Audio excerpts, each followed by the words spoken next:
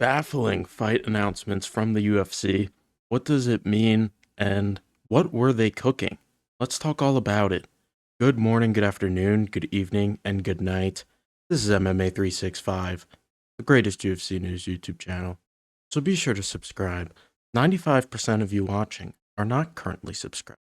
So if you enjoy my videos, or if this is your first video and you enjoy it, then please consider hitting that subscribe button.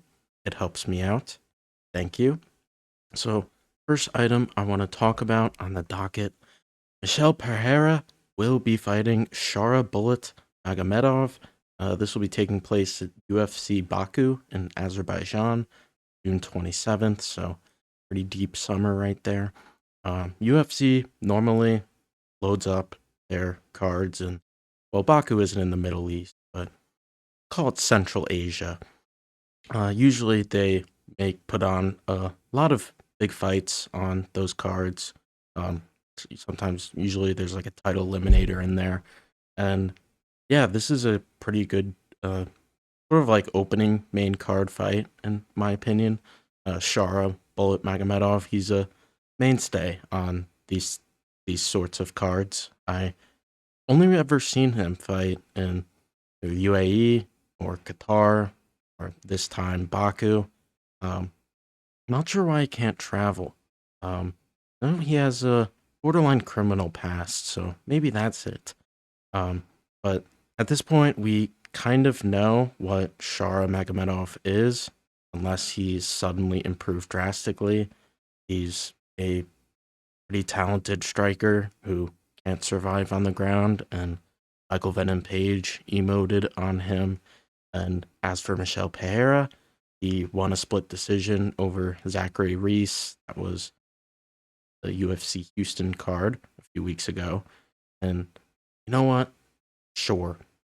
As a put it on the main card, sort of lower down to open things up, and maybe Shara can get a finish. He's gotten TKOs in the past. He got a pretty sick, like double spinning back fist KO in the past. Um, why not? By the way, uh, Shara Bullet and I, we're both gingerish. We both have the ginger with the ginger beard going on. Um, we kind of look alike if you squint like really hard. Um, Not that I'm flattered by that comparison, but my dad watched one of this guy's fights in the background, and he brought that up, and I kind of see what he's talking about, but I think I'm much more well kept. And as for the next fight to talk about, this is where I really feel like I'm taking crazy pills. Brendan Allen against Edmen Shahbazyan. What?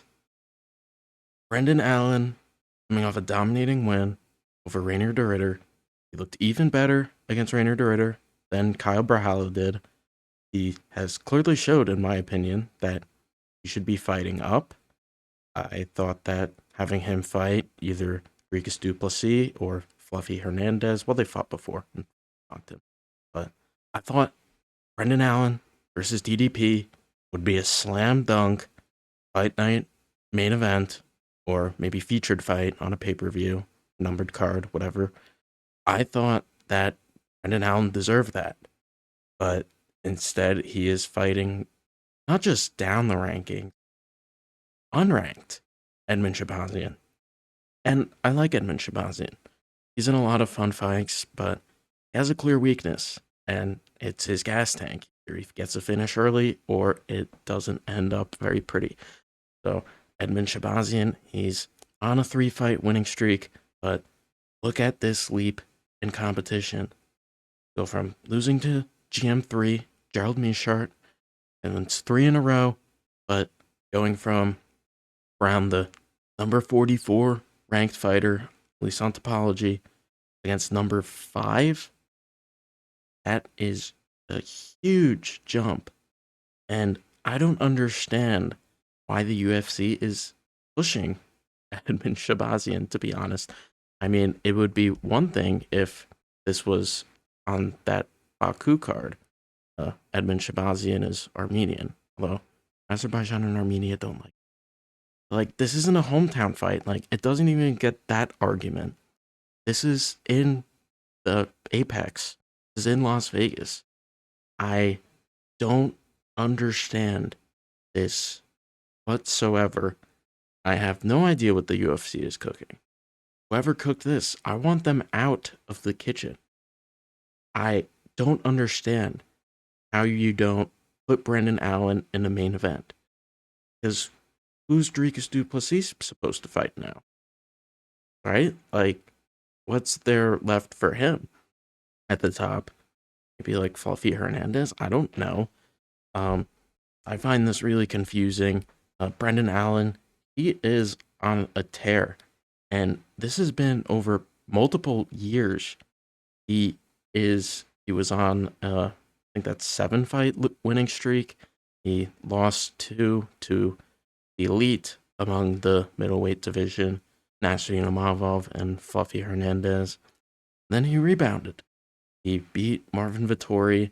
The fight was pretty fun to watch. And then he mogged Rainier de Ridder. No way around it. And this was when RDR had a lot of hype behind him. He was still undefeated in the UFC. Maybe it was fighting so often and it finally caught up to him, but this fight was so uncompetitive. And Rainier de Ridder just retired. Not like literally, like permanently. Like, he just didn't go out in round 5 because he was just getting mogged and there was nothing left up to end the fight. And he had so much momentum, Brendan Allen did, and we're really wasting it on an unranked middleweight. I just don't get this. I don't know whose idea this was. I don't know how this idea got past so many other people in the UFC headquarters. I can't even put it into words. You've really outdone yourself. You have made me speechless. And I am supposed to record myself in front of a microphone, make a YouTube video, but I don't even know how to possibly rationalize this fight or get excited about it. I'm just so confused. Anyways, that'll conclude this video for now. If you enjoyed it, then be sure to subscribe. And as always, thank you for watching.